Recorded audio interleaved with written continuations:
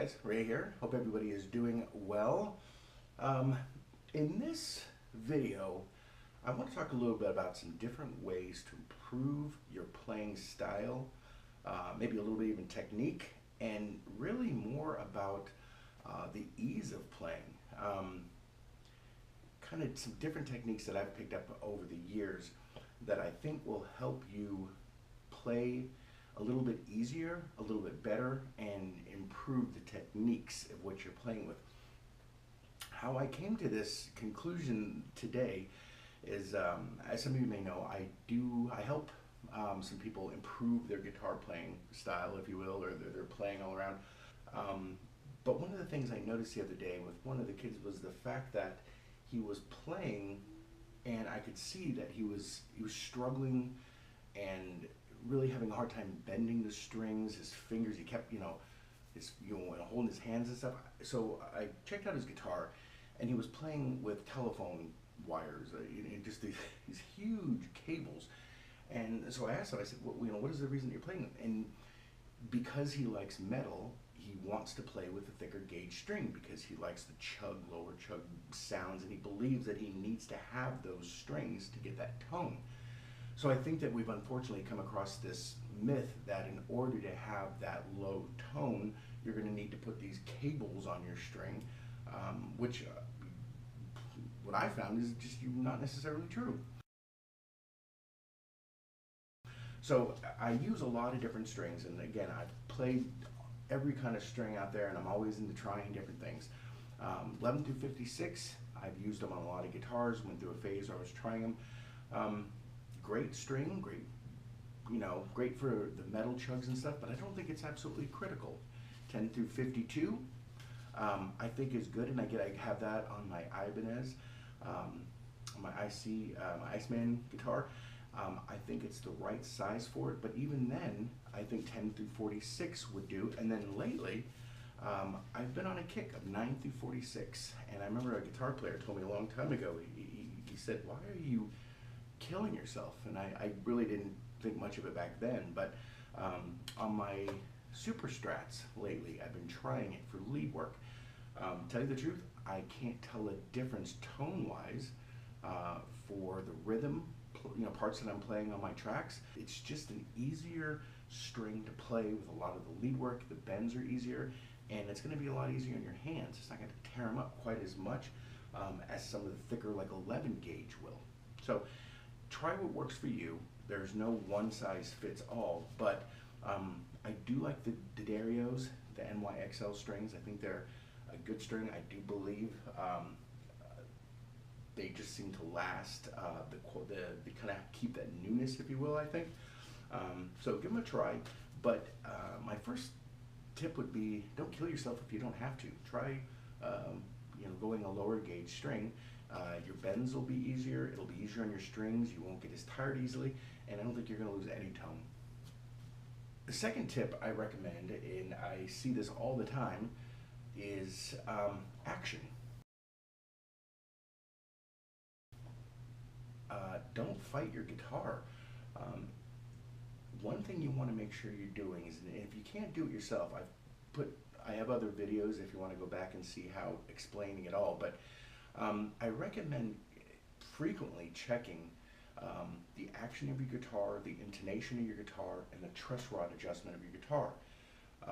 These things all play together to improve the way you play, even your tone, if your intonation's off, if your string height's too high, if your truss rod hasn't been set, you're going to get ringing, you're going to get fret buzz, and the temperature's always changing, humidity, the cold, the hot.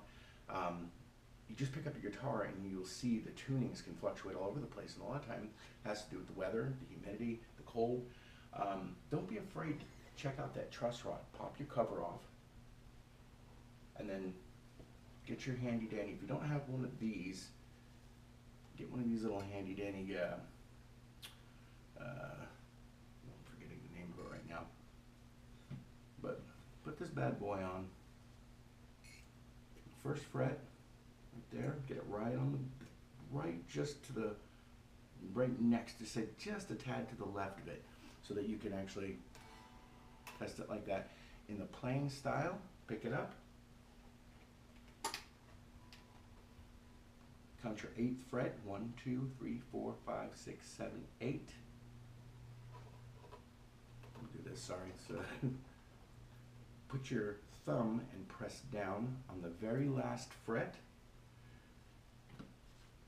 and then grab your handy dandy little tool where it says 0, 1, 0 or 0.254 millimeters. 5, 6, 7, 8, remember? And then just slide it underneath there. If it lifts the string, you need to loosen your truss rod. If it goes underneath, if it has too much play underneath, you need to tighten it down clockwise. So again, I did a video before on how to do all that stuff, so go back and check it out if you want, but don't be afraid to test your truss rod. Now, if you do get in there and you notice that you start to tighten or loosen and it's not giving it all and you're putting a little bit of pressure, these shouldn't take too much pressure to turn. But if you're getting in there and you're noticing it's not moving, you might want to stop and take it into a technician. If you break that, it's a mess to fix and can be costly. Remember, that's going to change the bow or the flex, and it's going to change that string height. So if you have too much, the string's going to come off too high. If it's too flat, it's going to fret buzz, right? You want to make sure that your adjustment is right, and get one of these handy dandy little measuring tools here. I forget the name of it, I just call it my measuring tool, sorry.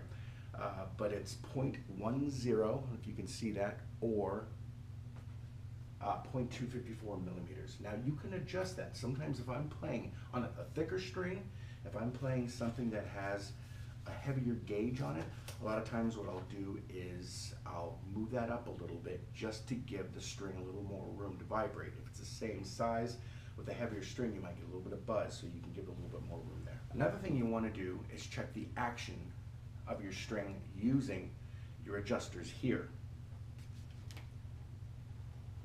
Get yourself a ruler here, and what you can do is check on that 12th fret what you're looking for here.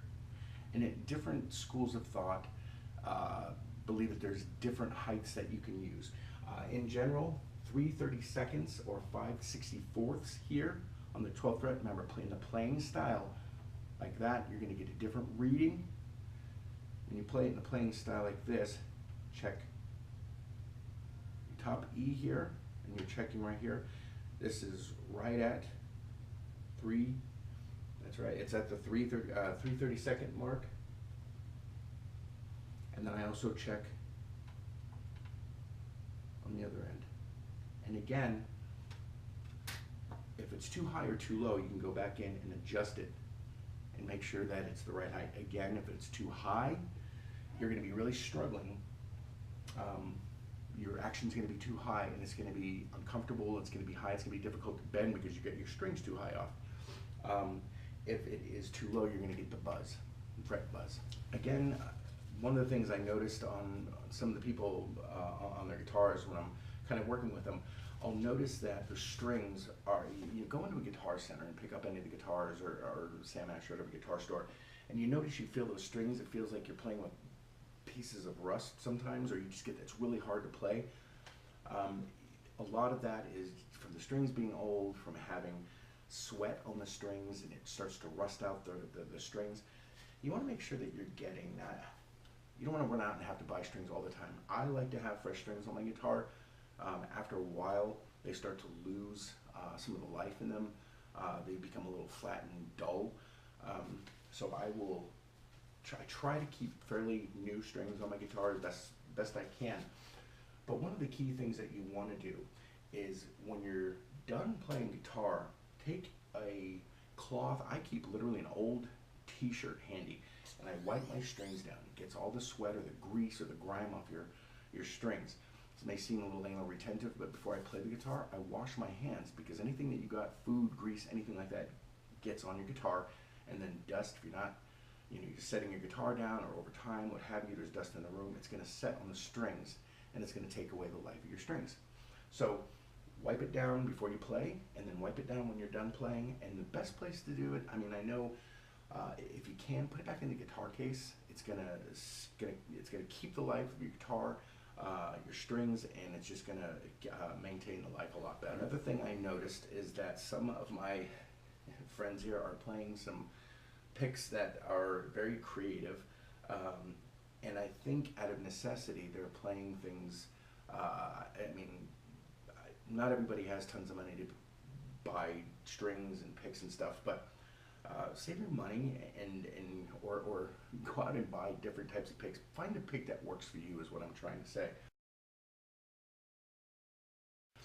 I have tons of picks, and I have gone through every pick I think under the sun, except for these new wooden picks. I haven't tried those yet, but I want to try them. All sorts of different picks depending upon what style you like and what kind of music you play.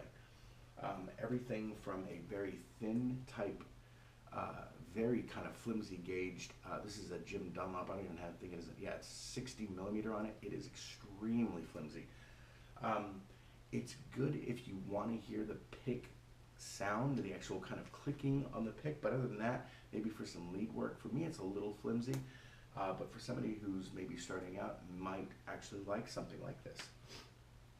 Different types of Tortex. Here's one with a hole in it. Here's another Tortex 1.14. They make different kinds of picks that are going to be sharp tips on them, and then also the kind that have a rounded tip. Whatever works best for you, try different types of picks and find the one that works best. Thickness, shape, is it going to be sharp or is it going to be more rounded at the end? That's maybe a more sharp one there too. And these are both kind of sharp. These are Ultex picks. These things last a bit longer, but they're pretty good. I personally don't like a sharp pick like this. It kind of gets stuck on it. A technique that I recommend when you play, this is actually my current go-to pick. These Jim Dunlops, they're called extra heavy. This one right here, it has a smooth tip on it, and when I'm playing, I like to kind of curve my pick a bit. Instead of playing flat like that, and if you're trying to play this, you have to kind of lift the pick, especially if you're alternating. Take your pick and just twist it a little bit downward, frontwards, and take it like this and just angle it a little bit down. Now the pick will kind of roll over the string and make it a lot easier. That'll increase your speed, make it a lot easier, and it won't get hung up on the string. Excuse me. I notice the difference that I have. These right here are Jazz 3 picks. This one here is a Jazz 3. This one here is also this is a Jazz 2. This Jazz 2 has a rounded tip, where the Jazz 3 has a sharper tip. To be honest with you, I kind of like the rounded tip a little bit better, again, because I like to angle my tip, and I almost like it to roll over the string. This here is great, so a lot of people like the sharper tips for playing. For me, it gets kind of hung up on that tip a little bit, and it almost gives it too much of a sharp pitch to it, almost, I think. This is another kind of pick here that's, it's a 205, I think it's a Jazz 3. It's a thicker type pick. It's a bit thicker than the other ones, which I like because I like to get my hands on the pick. It's a little bit of a sharp piece, a tip at the end, but after playing for a while, that seems to ease up a little bit, and I like the way it plays. These picks are really good for if you're trying to work on your lead work. It's nice because they're a little bit smaller. They can move a little bit quicker. Me personally, I kind of like using these. I'll switch back and forth between my smaller picks for lead work, but when it comes to playing chords and rhythm, I always use a bigger pick because I can get it in there. I can grab it pretty good. I like the feel of these because they're good to grip. They don't fall into my hands. Sometimes the Tortex, I use these for years. Sometimes after a while they do kind of slide around a little bit. So I like these because they don't slide much. So pick up what you like, try different things to see what works best for you is really what it comes down to. The next one is just practice. Um, when it comes to playing, it doesn't matter really what kind of strings you have, it doesn't matter what kind of picks you're using, it doesn't matter if your action's right, or your truss rod's adjusted, or your intonation's right, if you're not practicing. So one thing I tell all of my students, friends, people that play guitar is you have to continually practice. And the thing I think learns best, what I think helps me the best, is learning something new. Always learning different songs and trying new things. Go out on YouTube. There's just endless amounts of stuff out there that you can practice. And by pushing yourself a little bit more and learning new things, it's going to teach you to play different things. It's going to work that part of the brain that kind of kicks in and pushes you a little bit harder to learn something new and improve your skills. The more you do, the more you're going to add to your playing arsenal, which gives you your kind of style, right? Everybody likes learning from other people, but to have your own individual style is really what I think is what we're really looking for. I mean, it's great to pick up different styles from other people, but your own style is really what I think everybody kind of should be working towards, right? So practice, practice, and then practice some more. Hope this is helpful, just stuff that's worked for me over the years. Thanks a lot for joining in, and thank you for subscribing and all your comments. I love getting them, so appreciate it much, and I'll see you again soon.